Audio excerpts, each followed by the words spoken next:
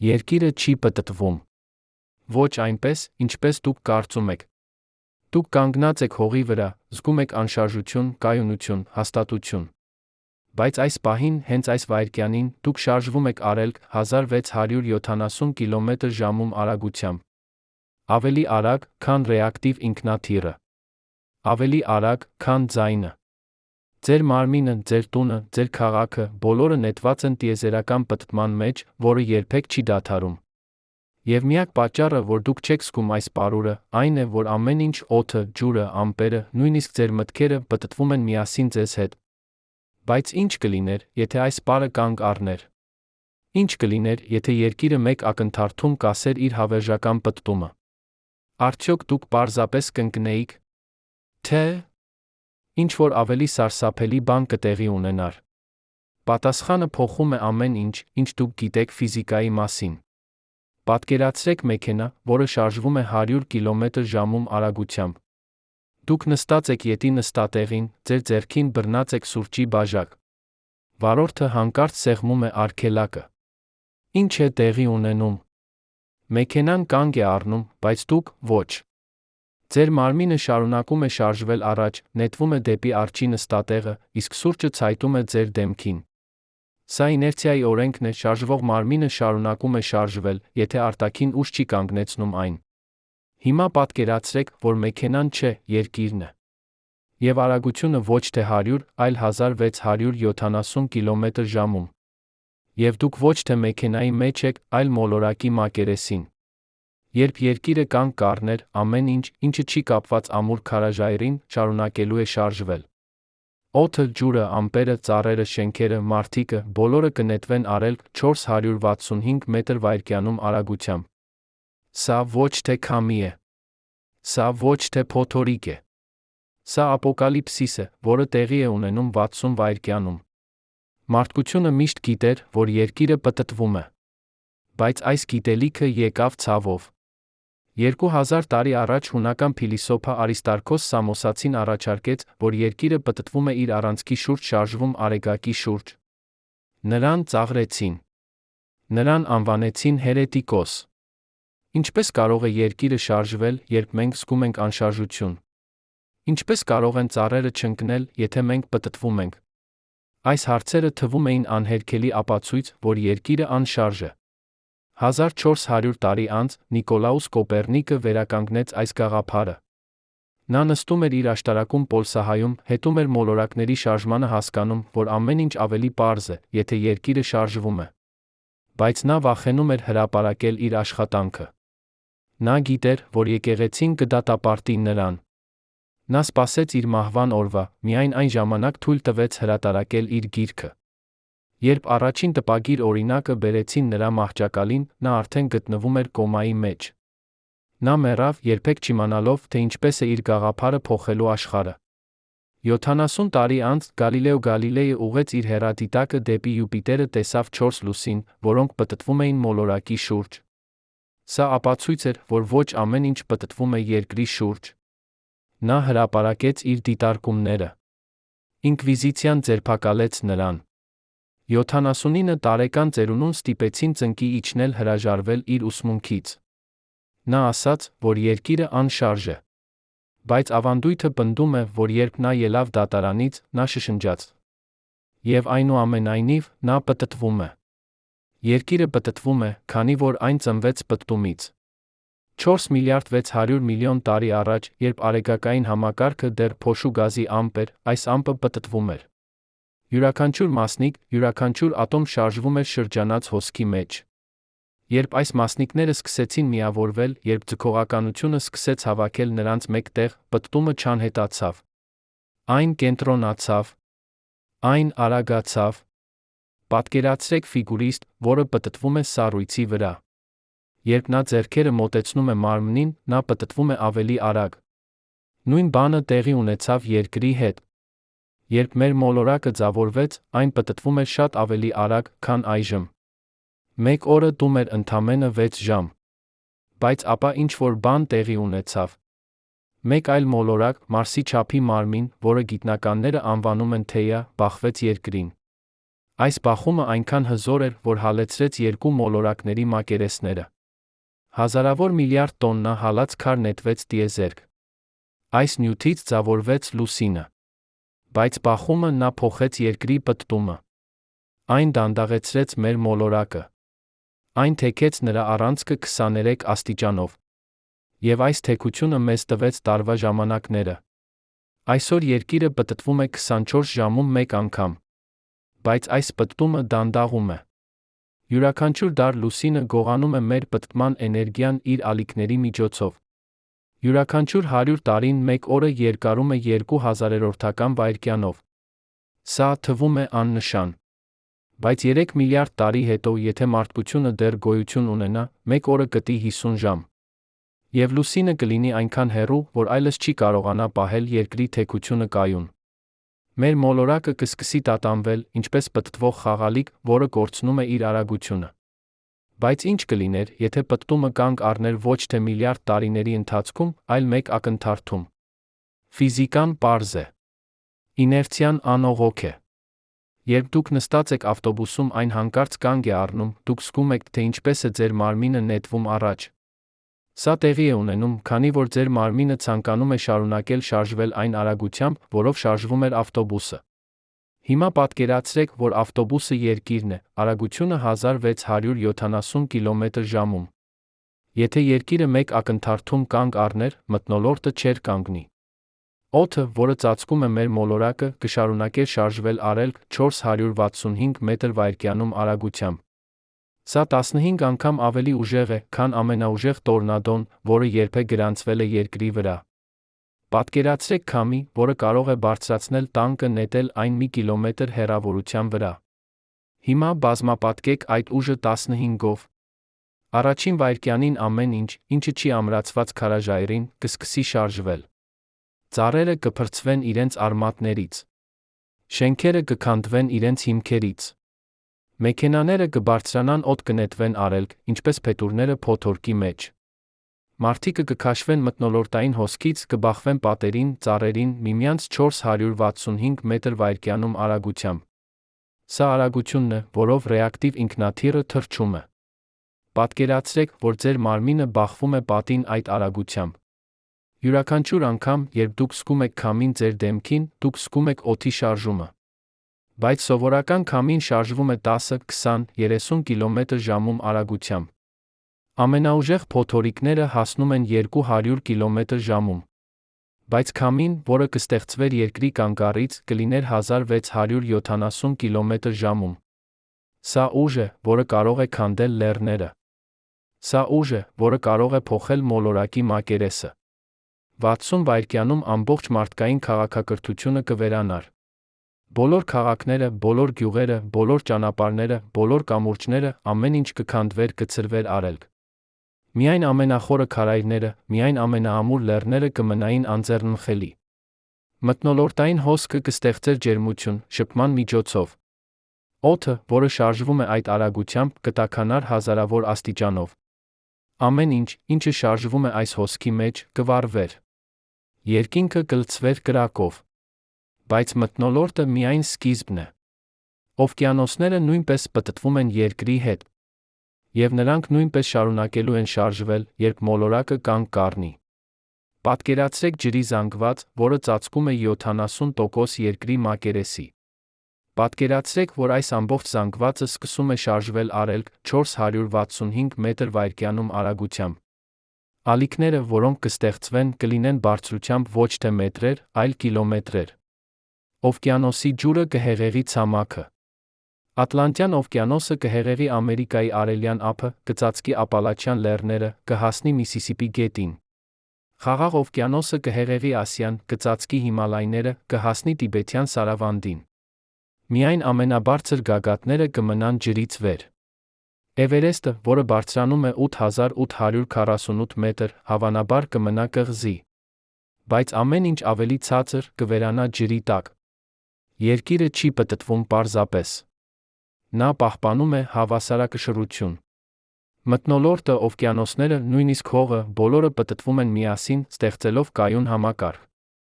Այս համակարգը գոյություն ունի 4 միլիարդ 600 միլիոն տարի։ Եվ այս ամբողջ ժամանակ կյանքը հարմարվել է այս պտտմանը։ Մեր մարմինները, մեր ուղեղները, մեր զգայարանները բոլորը զարգացել են աշխարհում, որը պտտվում է։ Բայց պտտումը ազդում է ոչ միայն մթնոլորտի օվկիանոսների վրա։ Այն ազդում է նա երկրի ձի վրա։ Մեր մոլորակը կատարյալ գունդ չէ։ Նա փոքր-ինչ տափակված է բեռներում ու ռաց է հասարակածում։ Սա տեղի է ունենում, քանի որ պտտումը ստեղծում է կենտրախույս ուժ։ Պատկերացրեք, որ դուք պտտում եք ջրով լցված դույլ։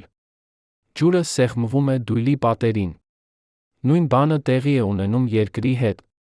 Հասարակածում մոլորակը ավելի լայն է 21 կիլոմետրով, քան բեռներում։ Եթե երկիրը կանգ առներ, այս ուրվացությունը կսկսեր անհետանալ։ Ձգողականությունը կսկսեր քաշել հասարակածի ավելորդ զանգվածը դեպի բեռները։ Բայց սա տեղի չէր ունենա անմիջապես։ Քարաժայռը շարժվում է դանդաղ։ Այս գործընթացը կտեր հազարավոր տարիներ։ Բայց երկրաշարժերը կսկսվեին անմիջապես։ Ամբողջ մոլորակը կսկսեր վերակազմավորվել։ Տեկտոնական սալերը կսկսեին շարժվել նոր ուղղություններով։ Հրաբուխները կարթնանային ամենուր։ Պտտումը նա ստեղծում է երկրի մագնիսական դաշտը։ Մեր մոլորակի կենտրոնում գտնվում է հեղուկ երկաթի միջուկ։ Այս միջուկը պտտվում է, այս պտտումը ստեղծում է էլեկտրական հոսանքներ։ Այս հոսանքները ստեղծում են մագնիսական դաշտ, որը պաշտպանում է մեզ արեգակի ճառագայթումից։ Առանց այս դաշտի, արեգակային քամին կհարվածեր ուղղակիորեն մթնոլորտին, կսկսեր քանդել այն։ Մարսը կորցրեց իր մագնիսական դաշտը միլիարդավոր տարիներ առաջ, արեգակային քամին քանդեց նրա մթնոլորտը։ Այսօր Մարսը անապատ է։ Եթե երկիրը կանգ առներ, միջուկի պտտումը նույնպես կդանդաղեր։ Մագնիսական դաշտը կթուլանար։ Արեգակային ճառագայթումը կսկսեր հասնել մակերեսին։ Բայց սա տեղի կունենար դանդաղ, տասնյակ հազարավոր տարիների ընթացքում։ Անմիջական աղետը կլիներ քամին ջուրը։ Անմիջական աղետը կլիներ իներցիան։ Յուրաքանչյուր անգամ, երբ դուք նստում եք ճախրող ինքնաթիռում, զգում եք, թե ինչպես է ձեր մարմինը սեղմվում նստատեղին, դուք զգում եք իներցիան։ Յուրաքանչյուր անգամ, երբ դուք կանգ եք առնում վազելուց, զգում եք, թե ինչպես է ձեր մարմինը շարունակում շարժվել առաջ, դուք զգում եք իներցիան։ Սա ֆիզիկայի ամենահիմնարար օրենքներից մեկն է։ Շարժվող մարմինը շարունակում է շարժվել, եթե արտաքին ուժ չի կանգնեցնում այն։ Եվ որքան ավելի մեծ է զանգվածը, որքան ավելի մեծ է արագությունը, այնքան ավելի մեծ է ուժը, որը պահանջվում է այն կանգնեցնելու համար։ Մթնոլորտի զանգվածը 5 քվադրիլիոն տոննա է։ Օվկիանոսների զանգվածը 1 միլիարդ 400 միլիոն քուբիկ կիլոմետր ջուր է։ Եվ այս ամբողջ զանգվածը շարժվում է 1670 կմ/ժ արագությամբ հասարակածում։ Եթե երկիրը կանգ առներ, այս զանգվածը չէր կանգնի։ Այն կշարունակեր շարժվել։ Եվ ոչինչ չէր կարող կանգնեցնել այն։ Բայց ինչու է երկիրը պտտվում։ Ինչու է ամեն ինչ տիեզերքում պտտվում։ Մոլորակները պտտվում են իրենց առանցքների շուրջ։ Նրանք պտտվում են աստղերի շուրջ։ Աստղերը պտտվում են գալակտիկաների շուրջ։ Գալակտիկաները պտտվում են գալակտիկաների կույտերի շուրջ։ Պտտումը տիեզերքի հիմնական հատկությունն է։ Եվ պատճառը պարզ է՝ անկյունային իմպուլսի պահպանումը։ Երբ տիեզերքը ծնվեց 13 միլիարդ 800 միլիոն տարի առաջ, այն ծնվեց էներգիայի շարժման պայթյունից։ Այս շարժումը ներառում էր պտտում։ Եվ ֆիզիկայի օրենքները պահանջում են, որ այս պտտումը պահպանվի։ Այն կարող է փոխանցվել մի մարմնից մյուսին, այն կարող է կենտրոնանալ կամ տարածվել, բայց այն չի կարող անհետանալ։ Սա նման է էներգիայի պահպանման օրենքին։ Էներգիան չի կարող ստեղծվել կամ ոչնչացվել, միայն փոխակերպվել։ Նույնը տեղի է ունենում պտտման հետ։ Երկիրը պտտվում է, քանի որ այն ժառանգել է իր պտտումը այն ամպից, որից ծնվել է։ Եվ այն կշարունակի պտտվել, քանի դեռ գոյություն ունի։ Միակ բանը, որը կարող է կանգնեցնել այն, արտաքին ուժն է։ Բայց ո՞րն է այդ ուժը։ Ինչ կարող է կանգնեցնել մոլորակը, որի զանգվածը 6 սեքստիլիոն տոննա է, որը պտտվում է 1670 կմ/ժ արագությամբ։ Պատասխանը՝ գրեթե ոչինչ։ Տիեզերքում չկա բնական ուժ, որը կարող է անմիջապես կանգնեցնել երկրի պտտումը։ Նույնիսկ եթե հսկայական աստերոիդ բախվեր մեր մոլորակին, այն կփոխեր պտտման արագությունը, բայց չէր կանգնեցնի այն ամբողջովին։ Միակ ուժը, որը կարող է կանգնեցնել երկիրը, մարդու երակայությունն է։ Եվ այս երակայության մեջ մենք տեսնում ենք Ապոկալիպսիսը։ Երկիրը չի կանգնի։ Ոչ այսօր, ոչ վաղը, ոչ միլիոն տարի հետո։ Բայց այս մտածողական փորձը ցույց է տալիս մեզ ինչ-որ բան ավելի խորը։ Այն ցույց է տալիս, թե որքան կախված ենք մենք պտտումից։ Մեր կյանքը, մեր քաղաքակրթությունը, մեր գոյությունը բոլորը կախված են այն փաստից, որ երկիրը շարունակում է պտտվել։ Մենք ապրում ենք պտտվող մոլորակի վրա, այս պտտումը ստեղծում է ամեն ինչ, ինչը մենք համարում ենք նորմալ։ Օրը գիշերը գոյություն ունեն, քանի որ երկիրը պտտվում է։ Տարվա ժամանակները գոյություն ունեն, քանի որ երկիրը պտտվում է թեք առանցքով։ Մթնոլորտային հոսքերը, օվկիանոսային հոսանքները, նույնիսկ եղանակը, բոլորը աստված են պտտումից։ Կորիոլիսի էֆեկտը, որը ստեղծում է փոթորիկների պտտումը, գոյություն ունի միայն այն պատճառով, որ երկիրը պտտվում է։ Առանց պտտման մեր մոլորակը կլիներ ամբողջովին այլ աշխարհ։ Եվ այսպես, մենք ապրում ենք հավասարակշռության մեջ։ Պտտումը, ձգողականությունը, իներցիան բոլորը աշխատում են միասին, ստեղծելով կայուն համակարգ։ Բայց այս կայունությունը փխրուն է։ Այն կախված է օրենքներից, որոնք չեն կարող խախտվել։ Եվ երբ մենք պատկերացնում ենք, թե ինչ կլիներ, եթե այս օրենքները խախտվեին, մենք տեսնում ենք քաոսը։ Մենք տեսնում ենք աղետը։ Մենք տեսնում ենք, թե որքան նուրբ է մեր գոյությունը։ Բայց հավասարակշռությունը միայն մակերեսային ելույթ է։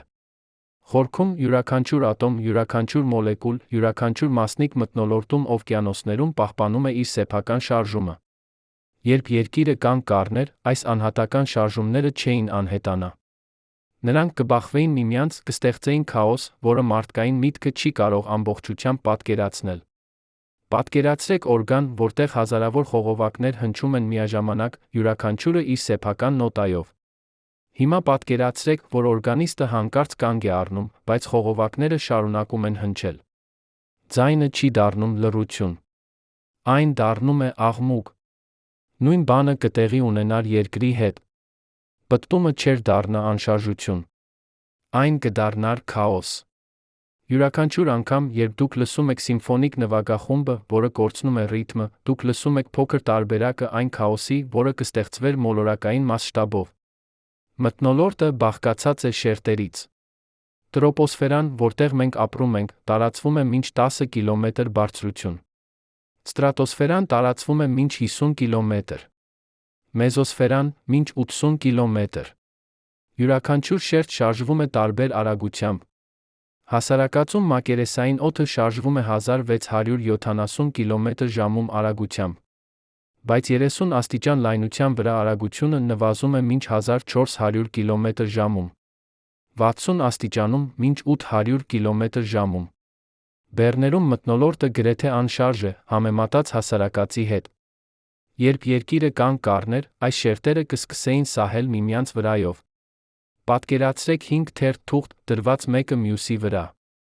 Ստորին թերթը կանգ է առնում, բայց վերին 4-ը շարունակում են սահել։ Նրանք շփվում են միմյանց, ստեղծում ջերմություն, ստեղծում տուրբուլենտություն։ Բայց մթնոլորտում այս շփումը կլիներ միլիարդավոր անգամ ավելի ուժեղ։ Օդի շերտերը կսկսեին պատռվել միմյանցից։ Կստեղծվեին հսկայական ավորտներ, մթնոլորտային խառնարաններ, որոնց տրամագիծը կլիներ հարյուրավոր կիլոմետր։ Սա նման է ջրի հոսքին, երբ այն հանդիպում է ժայռին։ Հոսքը չի կանգնում։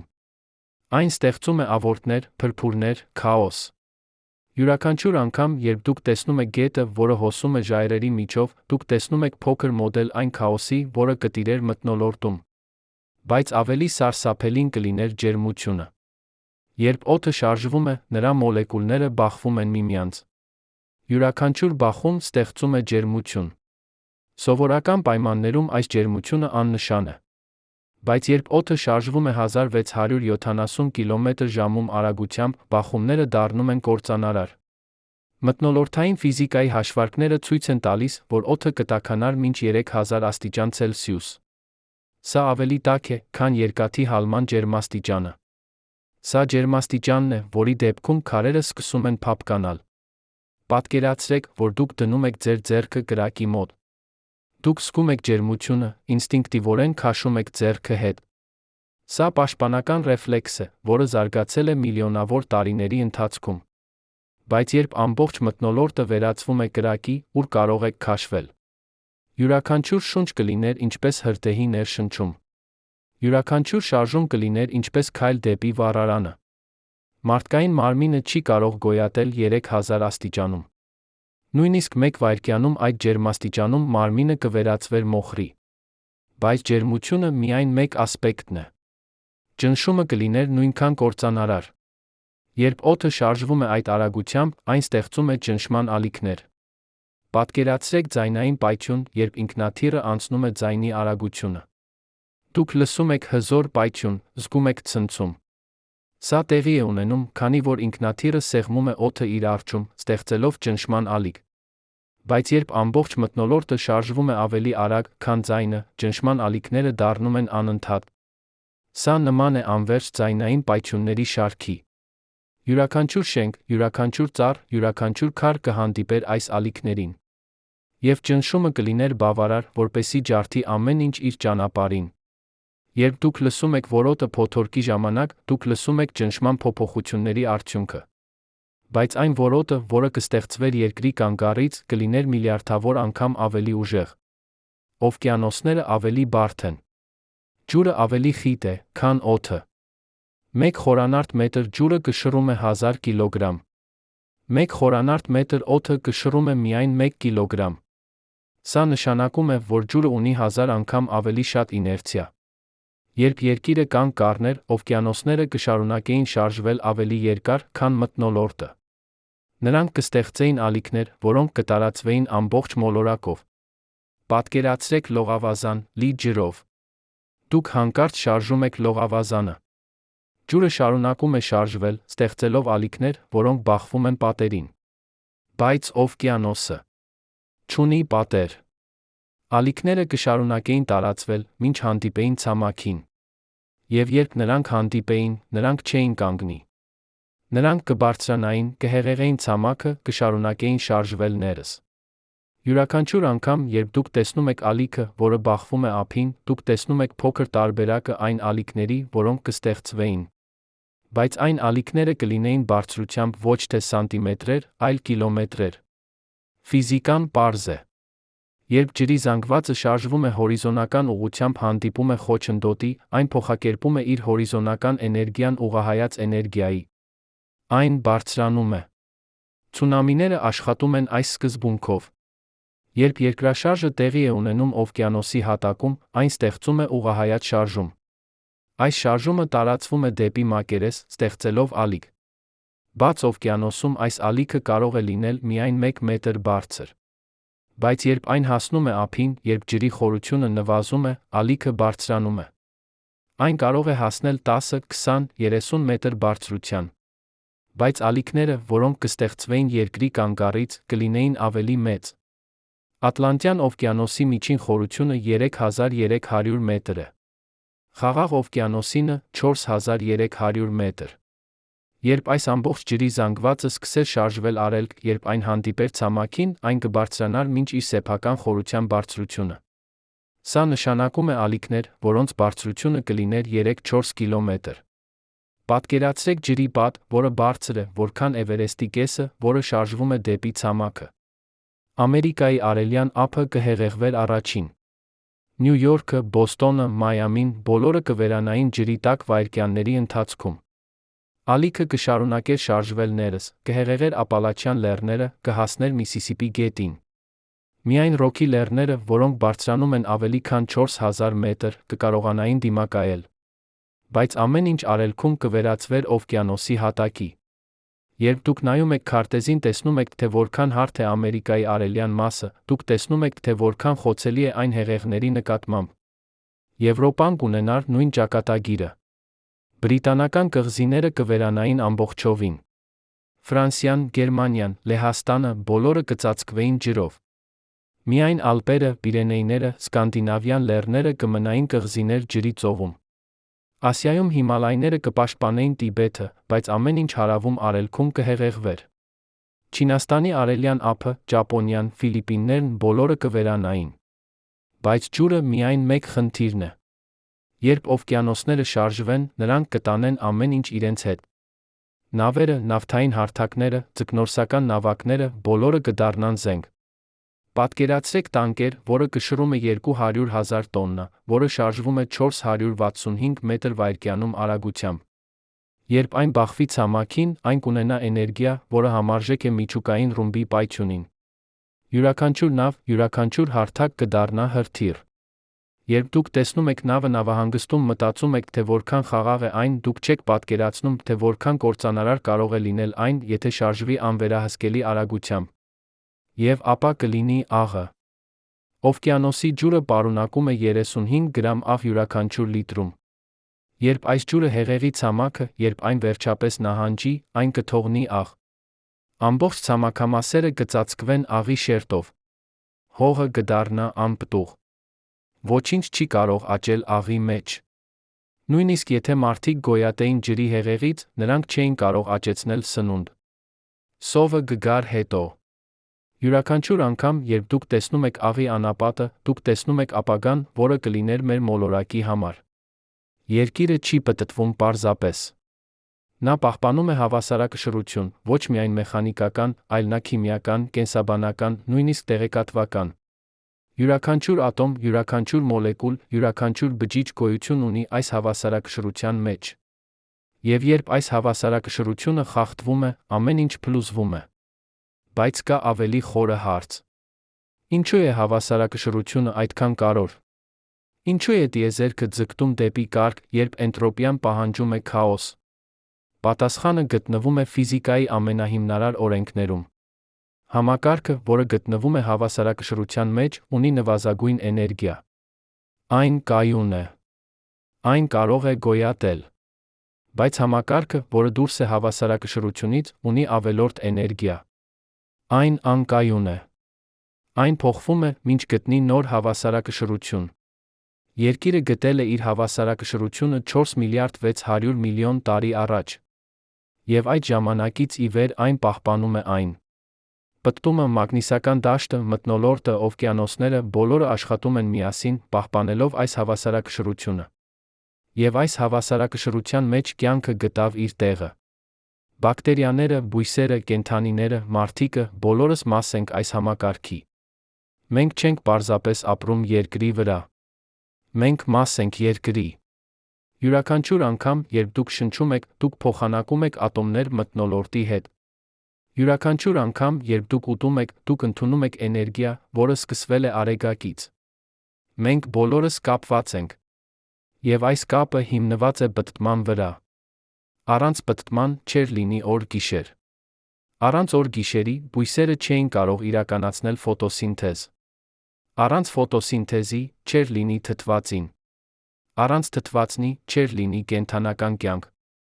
Ամեն ինչ կապված է։ Ամեն ինչ կախված է պտտումից։ Երբ դուք տեսնում եք ծաղիկը, որը բացվում է առավոտյան, փակվում երեկոյան, դուք տեսնում եք կյանքի պարը երկրի պտտման հետ։ Բայց կա մեկ ասպեկտ, որը հազիվ է քննարկվում։ Պտտումը ազդում է ժամանակի վրա։ Այո, ժամանակի։ Այնշտայնի հարաբերականության տեսությունը ցույց է տալիս, որ ժամանակը հոսում է տարբեր արագությամբ, կախված շարժումից, ձգողականությունից։ Երբ դուք շարժվում եք, ձեր ժամանակը դանդաղում է, համեմատած անշարժ դիտորդի հետ։ Սա կոչվում է ժամանակի դիլատացիա։ Հասարակածում, որտեղ երկիրը պտտվում է ամենաարագ, ժամանակը հոսում է փոքր ինչ ավելի դանդաղ, քան բեռներում։ Տարբերությունը աննշան է, միլիարդերորդական վայրկյանի մասեր։ Բայց այն գոյություն ունի։ Եթե դուք ապրեիք ամբողջ կյանքը հասարակածում, ձեր երկվորյակ եղբայրը ապրեր բեռում, երբ դուք վերամիավորվեիք, դուք կլինեիք փոքր ինչ ավելի երիտասարդ։ Ոչ բավարար, որպեսզի նկատեք, բայց ատոմային ժամացույցները կարող են չափել այս տարբերությունը։ Յուրաքանչյուր անգամ, երբ դուք նայում եք ժամացույցին, դուք չափում եք ժամանակը, որը տարբեր է յուրաքանչյուր կետում մոլորակի վրա։ Եթե երկիրը կանգ առներ, այս տարբերությունը կվերանար։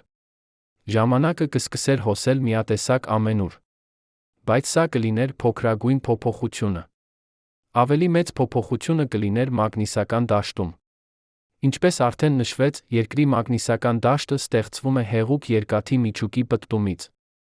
Այս դաշտը պաշտպանում է մեզ արեգակային քամուց, լիցքավորված մասնիկների հոսքից, որը անընդհատ արտանետվում է արեգակից։ Առանց մագնիսական դաշտի, այս մասնիկները կհարվածեին ուղղակիորեն մթնոլորտին։ Նրանք կսկսեին քանդել օզոնային շերտը։ Նրանք կստեղծեին ճառագայթում, որը կլիներ մահացու կենդանի օրգանիզմների համար։ Մարսը ցույց է տալիս մեզ, թե ինչ է տեղի գալիս, երբ մոլորակը կորցնում է իր մագնիսական դաշտը։ Երբ դուք օգտագործում եք կողմնացույցը, տեսնում եք, թե ինչպես է սլաքը միշտ ցույց տալիս հյուսիս, դուք տեսնում եք մագնիսական դաշտի աշխատանքը։ Այս դաշտը անտեսանելի է, բայց այն պաշտպանում է ամբողջ կյանքը մոլորակի վրա։ Եթե Երկիրը դանդաղ կանգ առներ հազարավոր տարիների ընթացքում, միջուկի պտտումը նույնպես կդանդաղեր։ Մագնիսական դաշտը կթուլանար աստիճանաբար։ Կյանքը կունենար ժամանակ հարմարվելու։ Էվոլյուցիան կգտներ ուղիներ պաշտպանվելու ճառագայթումից։ Բայց եթե Երկիրը կանգ առներ մեկ ակնթարթում, հարմարման ժամանակ չէր լինի։ Մագնիսական դաշտը կշարունակեր գոյություն ունենալ որոշ ժամանակ միջուկի իներցիայի շնորհիվ։ Բայց այն կսկսեր թուլանալ։ Եվ երբ այն վերջապես անհետանար, արեգակային քամին կսկսեր իր աշխատանքը։ Բայց բոլոր այս հետանքները կլինեին երկարաժամկետ։ Անմիջական աղետը կլիներ քամին ջուրը։ 60 վայրկյանում մարդկային քաղաքակրթությունը կվերանար։ 1 ժամում մթնոլորտը կվերածվեր կրակի ծովի։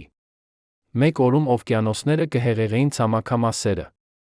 Եվ ապա, դանդաղ, տասնյակ հազարավոր տարիների ընթացքում, մոլորակը կսկսեր փոխվել։ Մագնիսական դաշտը կթուլանար։ Մթնոլորտը կսկսեր քանդվել։ Երկիրը կվերածվեր Մարսի։ Բայց Երկիրը չի կանգնի։ Ֆիզիկայի օրենքները չեն թույլ տալիս։ Անկյունային իմպուլսի պահպանումը նշանակում է, որ պտտումը կարող է փոխանցվել, բայց ոչ անհետանալ։ Միակ ուժը, որը կարող է կանգնեցնել Երկիրը, կլիներ այնքան հսկայական, որ այն ինքնին կոչնչացներ մոլորակը։ Եթե աստերոիդ, որը բավարար մեծ է կանգնեցնելու Երկիրը, բախվեր մեզ, բախումը կհալեցներ ամբողջ մոլորակը։ Երկիրը կվերածվեր հեղուկ քարի գնդի։ Կյանքը կվերանար ամբողջովին։ Այսպիսով, մենք ապահով ենք։ Երկիրը կշարունակի պտտվել։ Օրը գիշերը կշարունակեն փոխարինել միմյանց։ Տարվա ժամանակները կշարունակեն գալ-գնալ։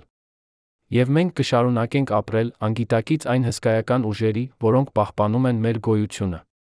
Բայց հիմա, երբ դուք գիտեք, թե ինչ կլիներ, եթե այս ուժերը խախտվեին, դուք տեսնում եք աշխարհը նոր լույսի ներքո։ Յուրաքանչյուր շունչ, յուրաքանչյուր քայլ, յուրաքանչյուր սրտի բաբախյուն, բոլորը հնարավոր են, քանի որ Երկիրը պտտվում է։ Եվ այս պտտումը, այս հավերժական պարը, սա մեր գոյության հիմքն է։ Բայց ամենախորը ճշմարտությունը չի գտնվում մեխանիկայի մեջ։ Այն գտնվում է կապի մեջ։ Երբ դուք լսում եք ձեր սրտի բաբախյունը 70 անգամ րոպեում, դուք լսում եք նույն ռիթմը, որը տիրում է գալակտիկաներին։ Երբ դուք տեսնում եք ջրի փոսում ստեղծված ավորտը, երբ լողավազանը դատարկվում է, դուք տեսնում եք նույն ձը, որը ունեն փոթորիկները տիեզերքում։ Երբ դուք պտտում եք երեխային ձեր ձեռքերում, նա ծիծաղում է անվերահսկելի ուրախությունից, դուք կրկնում եք այն պարը, որը Երկիրը ապրում է 4 միլիարդ 600 միլիոն տարի։ Սա ոչ թե պատահականություն է։ Սա օրենք է։ Սա տիեզերքի լեզուն է, որը խոսում է պտտման միջոցով։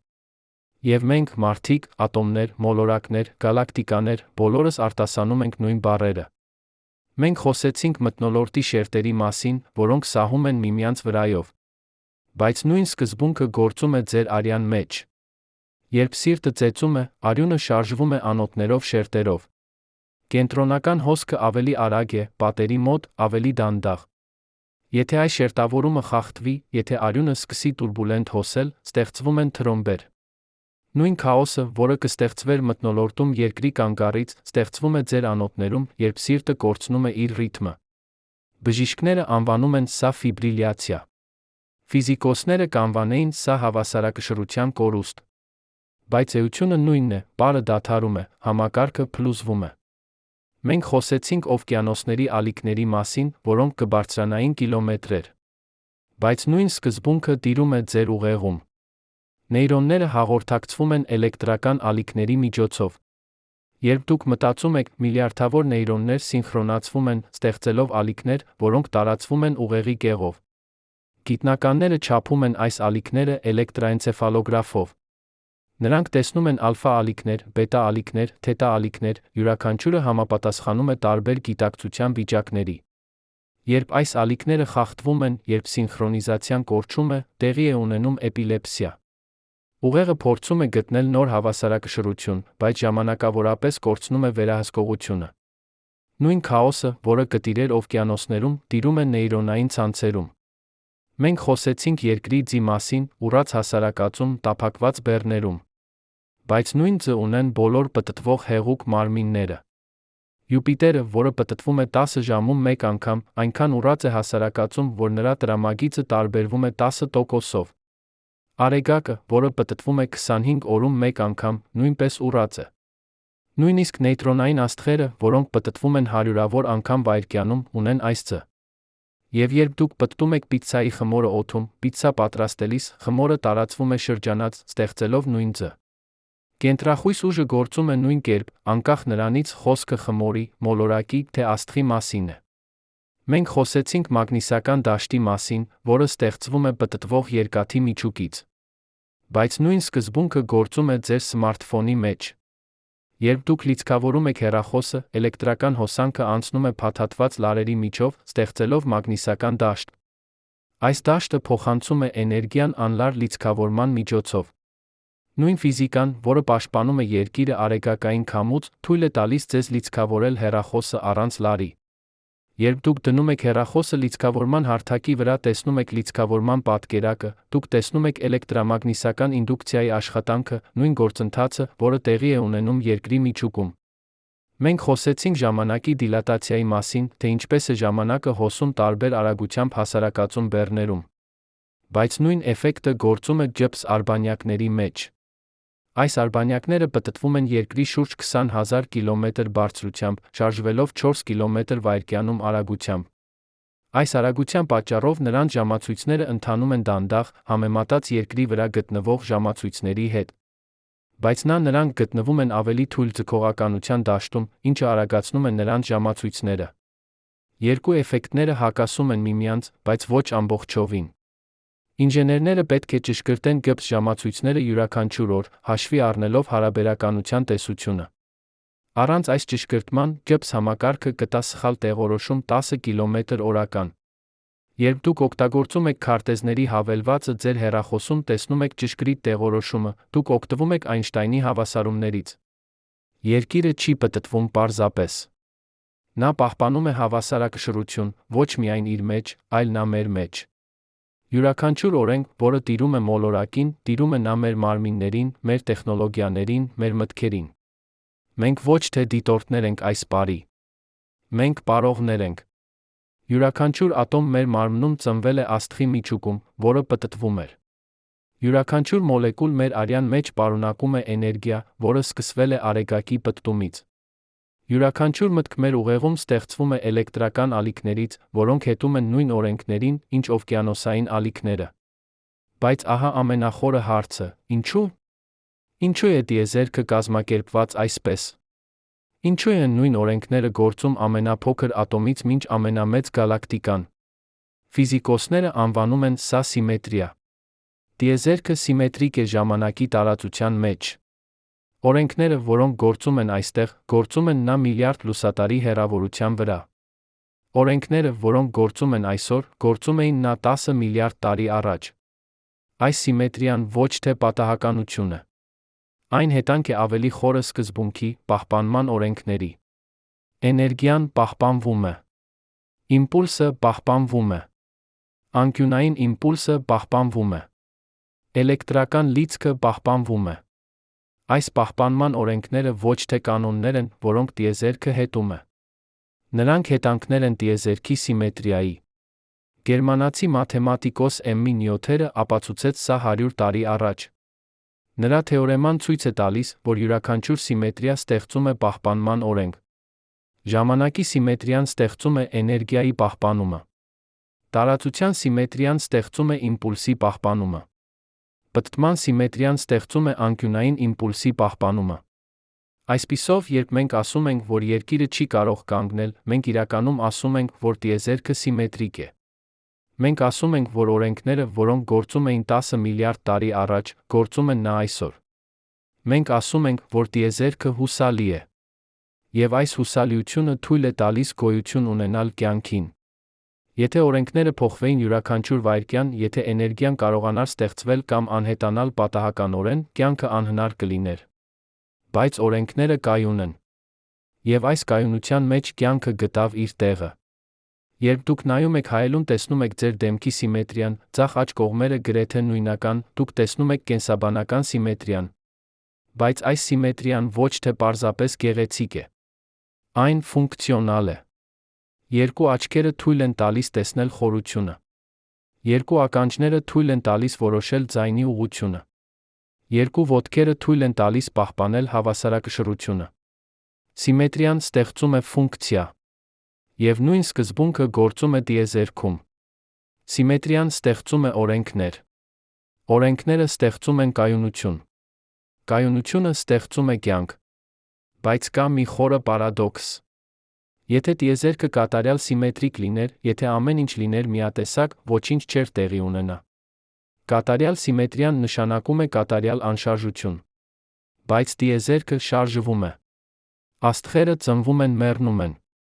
Գալակտիկաները բախվում են։ Կյանքը էվոլյուցիա է անցնում։ Ինչպես է սա հնարավոր։ Պատասխանը՝ սիմետրիայի խախտում։ 13 միլիարդ 800 միլիոն տարի առաջ, երբ տիեզերքը ծնվեց, այն գրեթե կատարյալ սիմետրիկ էր։ Բայց գրեթե բառը կարևոր է։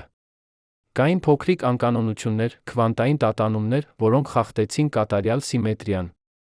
Այս փոքրիկ տատանումները ուժեղացան ժամանակի ընթացքում։ Նրանք դարձան խտության տարբերություններ։ Այս տարբերությունները ստեղծեցին ձգողականության տարբերություններ։ Եվ ձգողականությունը սկսեց հավաքել նյութը։ Այսպես ծնվեցին աստղերը, գալակտիկաները, մոլորակները։ Այսպես ծնվեցինք մենք։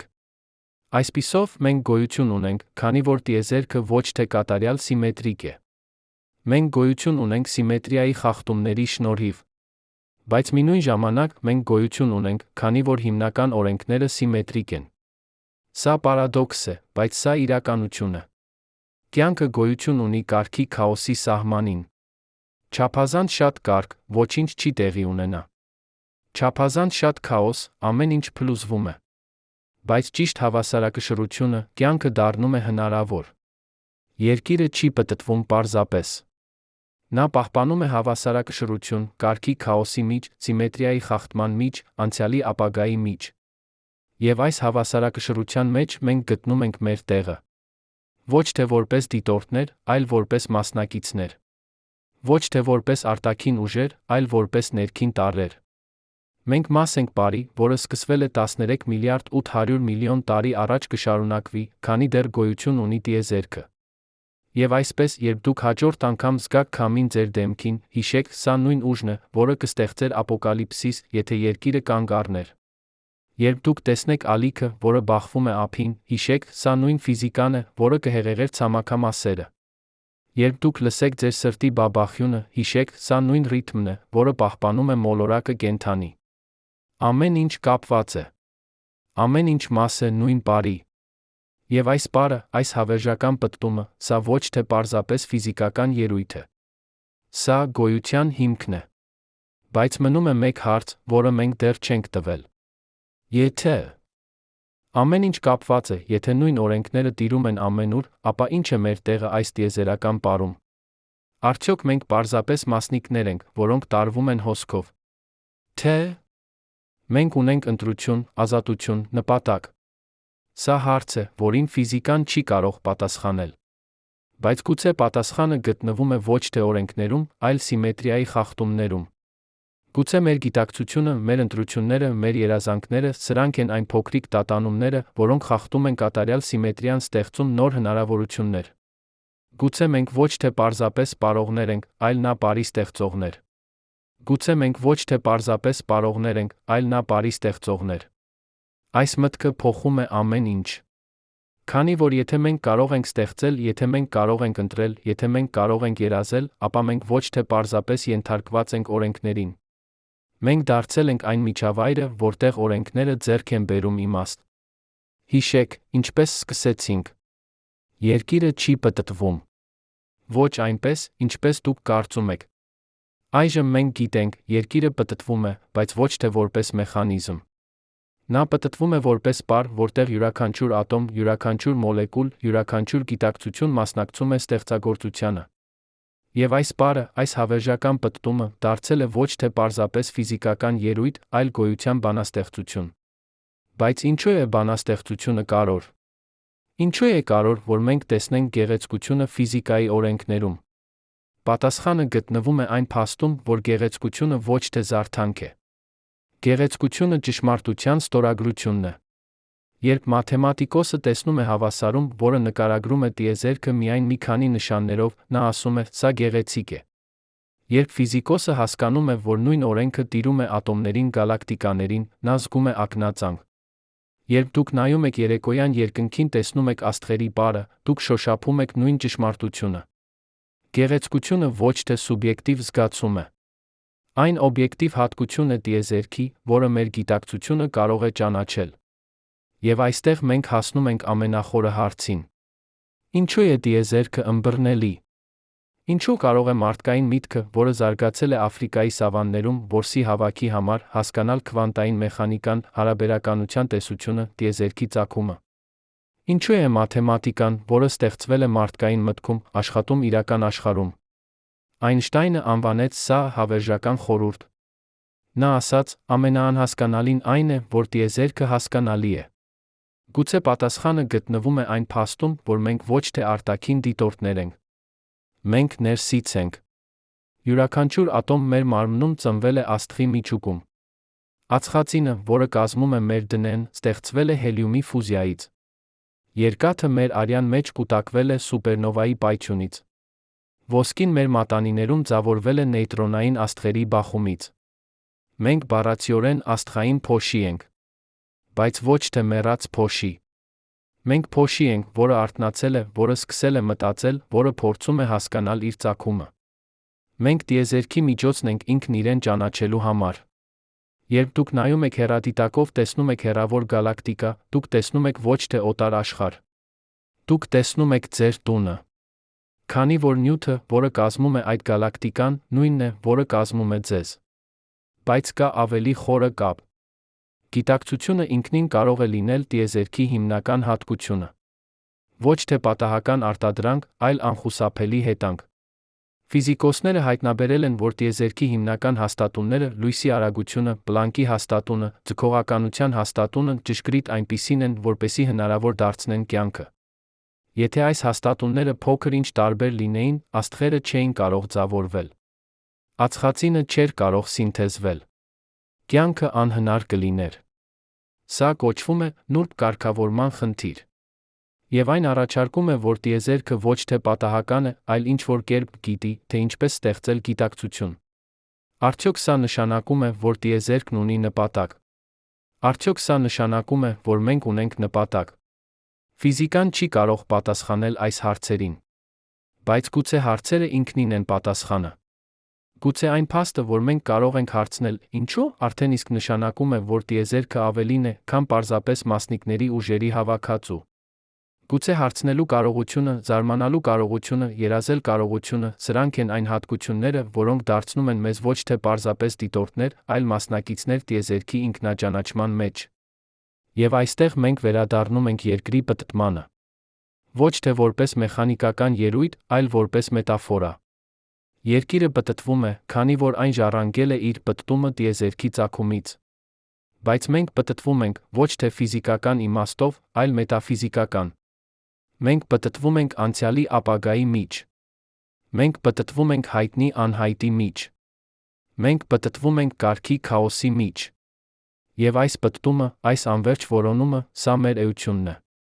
Երբ դուք արթնանում եք առավոտյան, զգում եք արի լույսը ձեր դեմքին, դուք զգում եք երկրի պտտումը։ Բայց դուք նա զգում եք ինչ-որ ավելին, հնարավորության զգացումը, նոր օրվա սկիզբը, անհայտի հրավերը։ Ինչ կլիներ, եթե երկիրը կանգ առներ։ Մենք տեսանք ֆիզիկական հետանքները, քամին, ջուրը, կրակը, քաոսը։ Բայց գուցե ավելի խորը հետանքը կլիներ մետաֆիզիկական։ Եթե պտտումը կանգ առներ, եթե պարը դադարեր, եթե ռիթմը լռեր, ապա գուցե իմաստը նույնպես կվերանար։ Քանի որ իմաստը ծնվում է շարժումից։ Իմաստը ծնվում է փոփոխությունից։ Իմաստը ծնվում է այն փաստից, որ ապագան տարբեր է անցյալից, որ հնարավոր է աճը, զարգացումը, էվոլյուցիան։ Անշարժ տիեզերքը կլիներ մեռած տիեզերք։ Ոչ թե ֆիզիկական իմաստով, այլ մետաֆիզիկական։ Այն կլիներ տիեզերք առանց պատմության, առանց ապագայի, առանց հնարավորության։ Բայց երկիրը չի կանգնի։ Պարը կշարունակվի։ Եվ մենք, մարդիկ, ատոմներ, աստղեր, գալակտիկաներ, կշարունակենք պարել։ Բայց հիմա, երբ մենք գիտենք, թե ինչ է պահպանում այս պարը, երբ մենք հասկանում ենք օրենքները, որոնք տիրում են շարժմանը, մենք տեսնում ենք ավելին, քան պարզապես մեխանիկա։ Մենք տեսնում ենք գեղեցկություն։ Մենք տեսնում ենք իմաստ։ Մենք տեսնում ենք խորհուրդ։ Արդյոք խորհուրդը կլուծվի երբ է։ Արդյոք մենք երբեք կհասկանանք ամբողջովին, թե ինչու է տիեզերքը գոյություն ունենում, ինչու է այն ըմբռնելի, ինչու ենք մենք այստեղ։ Գուցե ոչ։ Գուցե որոշ հարցեր նախատեսված են մնալ անպատասխան։ Բայց գուցե սա ոչ թե թերություն է, այլ նվեր։ Քանի որ եթե մենք գիտենայինք ամեն ինչ, եթե խորհուրդը վերանար, ապա զարմանքը նույնպես կվերանար։ Եվ առանց զարմանքի, առանց այն զգացման, որ կա ավելին, քան մենք գիտենք, կյանքը կկորցներ իր խորությունը։ Հունական փիլիսոփա Սոկրատեսը ասաց. «Ես գիտեմ, որ ոչինչ չգիտեմ»։ Սա ոչ թե պարտություն էր, այլ իմաստության սկիզբը։ Քանի որ երբ մենք ընդունում ենք մեր անգիտությունը, մենք բացում ենք դուռը նոր հայտնագործությունների։ Երբ մենք ընդունում ենք, որ խորհուրդը գոյություն ունի, մենք հրավիրում ենք մեզ շարունակել որոնումը։ Եվ այս որոնումը, այս անվերջ ճանապարհորդությունը դեպի ճշմարտությունը, սա գուցե մեր իսկական նպատակն է։ Երկիրը չի պտտվում պարզապես։ Նա պահպանում է հավասարակշռություն, ոչ միայն ֆիզիկական, այլ նա մետաֆիզիկական։ Նա պահպանում է հավասարակշռություն կարգի քաոսի մեջ, որը թույլ է տալիս գոյություն ունենալ կյանքին։ Նա պահպանում է հավասարակշռություն անցյալի ապագայի մեջ, որը ստեղծում է ժամանակը։ Նա պահպանում է հավասարակշռություն հայտնի անհայտի մեջ, որը պահպանում է խորհուրդը։ Եվ այս հավասարակշռությունը, այս նուրբ պարը, սա ոչ թե պատահականություն է։ Սա տիեզերքի բնույթն է։ Եվ մենք, մարդիկ, ունենք արտոնությունը ոչ միայն ապրել այս պարի մեջ, այլ նա հասկանալ այն։ Մենք կարող ենք տեսնել օրենքները։ Մենք կարող ենք գնահատել գեղեցկությունը։ Մենք կարող ենք զարմանալ խորհրդի առջ։ Եվ այս կարողությունը, այս գիտակցությունը դարձնում է մեզ ավելին, քան պարզապես մասնիկներ տիեզերքում։ Այն դարձնում է մեզ վկաներ։ Այն դարձնում է մեզ մեկնաբաններ։ Այն դարձնում է մեզ բանաստեղծներ, որոնք փորձում են բառերով արտահայտել այն, ինչը գերազանցում է բառերը։ Երբ դուք հաջորդ անգամ կանգնեք գիշերվա լռության մեջ նայեք աստղերին, հիշեք, այդ լույսը ճանապարհորդել է միլիոնավոր տարիներ, որպեսզի հասնի ձեր աչքերին։ Հիշեք, այդ աստղերը պտտվում են, ինչպես երկիրը պտտվում է, ինչպես գալակտիկաները պտտվում են։ Հիշեք, նույն օրենքները, որոնք տիրում են այնտեղ, տիրում են նա այստեղ, ձեր մարմնում, ձեր մտքերում, ձեր սրտում։ Եվ հիշեք, դուք ոչ թե պարզապես դիտում եք այս պարը։ Դուք մաս եք այդ պարի։ Յուրաքանչյուր շունչ, յուրաքանչյուր մտք, յուրաքանչյուր սրտի բաբախյուն, սրանք ձեր քայլերն են տիեզերական պարում։ Արդյոք այս պարն ունի վերջ։ Արդյոք տիեզերքը կդադարի պտտվել երբ է։ Ֆիզիկան ասում է, որ տիեզերքը ընդլայնվում է, այս ընդլայնումը արագանում է։ Միլիարդավոր տարիներ հետո աստղերը կսպառեն իրենց վառելիքը։ Գալակտիկաները կցրվեն մութ տիեզերքում։ Էներգիան կտարածվի այնքան նուրբ, որ ոչինչ չի կարող տեղի ունենալ։ Սա կոչվում է ջերմային մահ։ Բայց սա տեղի կունենա այնքան հեռու ապագայում, որ մեր միտքը չի կարող իսկապես պատկերացնել այն։ Եվ ով գիտե, գուցե նախքան այդ տիեզերքը կգտնի նոր ուղի։ Գուցե նոր տիեզերքներ կգտնվեն։ Գուցե պարը կփոխի իր ձը, բայց չի դադարի երբեք։